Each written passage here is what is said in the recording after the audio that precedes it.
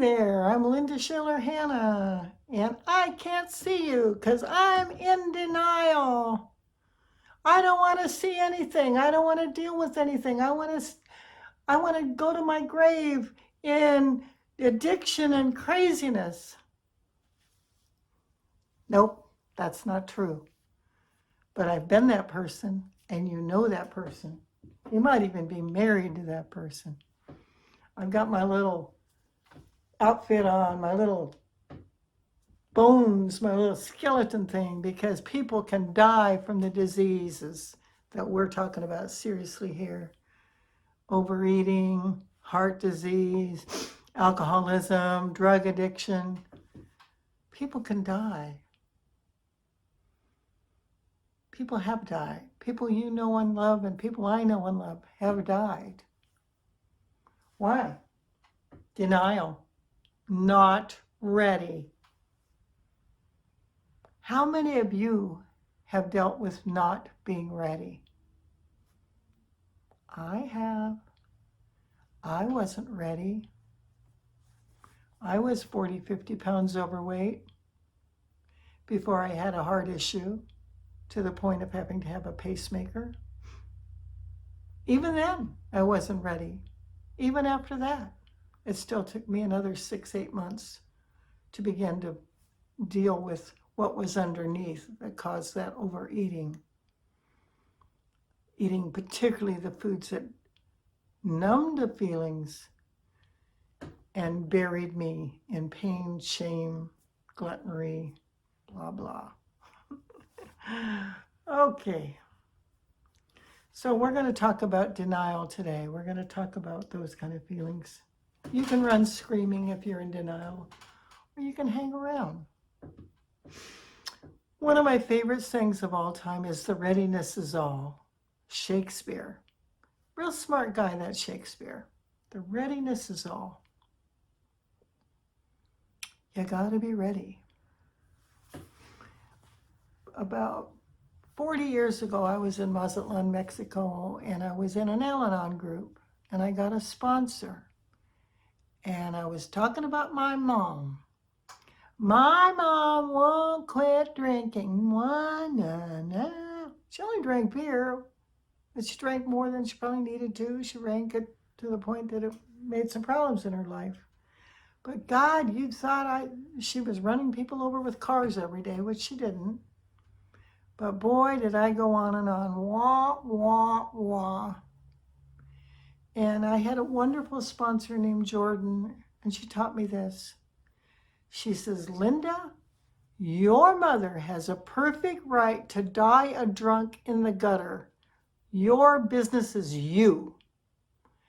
And I'd go, "Yes, but my mother won't quit drinking." And she'd say, "Linda, your mother has a perfect right to die a drunk in the gutter. Your business is you." And I'd say, "Yes, but Linda," you get the idea. It took me a really long time to begin to work in my own part of the program and leave my mother, bless her heart, alone. But you know what happened? A few months later, Mom came to visit me in Mexico. We had a heart-to-heart talk. We sat in the car on a rainy night, the night before she left town to go home. I says, "Mom, I'm really sad your drinking's gotten in the way of our relationship." She says, "I imagine you do feel that way." And she went home and quit drinking. I did a one-person intervention. Now, my brother had already been in recovery for years. I'm sure that didn't hurt either because she was living with him and all that. But 2 of her kids were finding better answers. Who knew what it was going to take? But my mother's recovery was none of my business. My recovery is my business. My brother, who I've talked about a lot, Joe, he got into AA long before I did. And he loved the big book. His book was underlined, tattered by the time he died at 49. He was a very active daily member of AA. But he would give me little sayings along the way, things I would learn from him. And one of the things he said was, sometimes the only big book a person will read is your life. They see the change in you. They remember how you were crashing airplanes and throwing your cars in ditches and running your, divorcing your wife and all the things you did in the disease. And then they see how you cleaned it up, changed, transformed, become loving, made amends, all the things that 12-step recovery will bring you to. So fortunately, I didn't fall into the alcoholism disease overtly, but I definitely fell into codependency and low self-esteem, and I definitely needed Al-Anon. And I strongly relate to the material in the Adult Children of Alcoholics Dysfunctional Families book, and have been involved in this program for many, many, many years and still am. So if you can relate to ACOA, Adult Children of Alcoholics, you might look up the laundry list online, which is adultchildren.com, I believe, and it'll have the laundry list on there. I've had this sign on my wall for years, and it fell off the other day. The word grace, and it broke. Just got pieces left.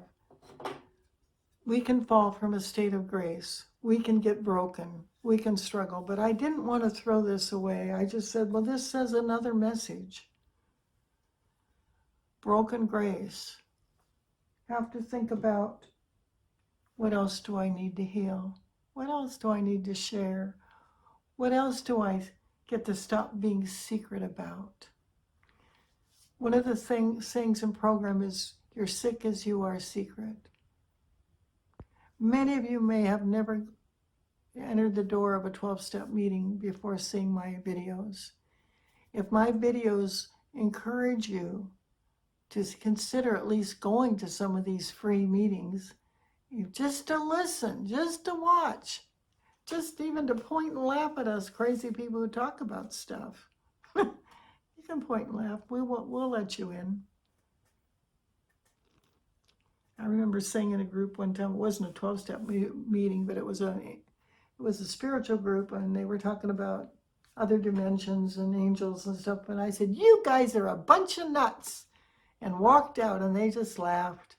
And now I've become one of them. I talk to the angels and the spirits too. So the readiness really is all. Most of you have heard the saying, the Nile is not a river in Egypt. My sister actually was on the Nile River just a year or two ago, and she had a wonderful story. She was on one of those night boats that went down the Nile, and she said it was a full moon. And on both sides of the river, there were groups chanting and praying and doing their midnight prayers. And she said she wanted to go swimming. It was a hot night, and she got into the swimming pool out on the deck, and they had red lights in it. And she said it was so surreal to be going down the Nile River, hearing the prayers and chants on both sides and under the full moon, all by herself. And apparently they put the red lights in the water because of the symbology back in the time of Moses and stuff. The red, I think the river flowed with blood or something. But that story has stayed with me since Teresa told me, and I just find it amazing. So when she says, when we hear the Nile is not a river in Egypt, I now think of Teresa under the full moon in the red water, prayers on both sides. How amazing is that? I was once in a 12-step store. They actually have stores where they sell stuff for people who like 12-step stuff. And there was a big poster on the wall. I should have bought it.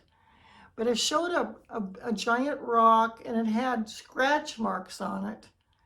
And the sign said, everything I ever let go of was covered with claw marks. Isn't that great? I had to laugh out loud. Certainly my food addiction, definitely covered with claw marks. I have circled this tiger and circled this issue again and again, and I hope never to fall off the wagon on this particular thing. Obviously, before I got here, I tried 20 diets that I couldn't stay with because I couldn't deal with the emotions because they weren't the right thing for me, that it wasn't the right time. The readiness really is all. I was finally ready.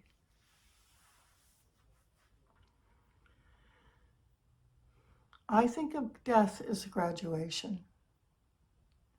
We have graduated from Earth School when we pass over. We had a certain amount of allotted time to go through what we needed to learn, and we either learn it or we don't. We come back for another life. I do believe in reincarnation. I do believe that reincarnation only ascends, that we come back we wouldn't come back as animals, we'd come back as people if we're already a human soul, or maybe some other advanced being, or I don't know. But that doesn't matter. But I know people who are living in their addiction, and it's none of my damn business. They're not ready. I can pray for them. I can bless them. I can honor where they are. I can remember how I was them, how people had to honor where I was in my denial, my fear, my inability to go deep. Readiness is important. Denial just means I'm not ready. They're not ready. We must give them grace. We must even give ourselves grace. There may be days in this program where you just got to slip a little, maybe just a little. I have recently purchased an ice cream maker. Never had one in my life. And so I'm now experimenting with ice cream, but I'm making it out of frozen yogurt, like Greek yogurt, and stevia, and I'm putting in fruit, and a little bit of this, a little bit of that, trying all these different recipes. And I have to tell you, it's a little tempting to be eating something that tastes like ice cream, because I was working on a bland diet and getting used to that. And I'm thinking, is this kind of like drinking near beer? Am I inching back into their disease? I don't think so, but I'm aware of how appealing that stuff is and how maybe I want a little more of it than I really need. So I'm just being honest with you. Working through this issue is not a walk in the park. That's why I'm doing daily videos. They're as much for me as they are for you.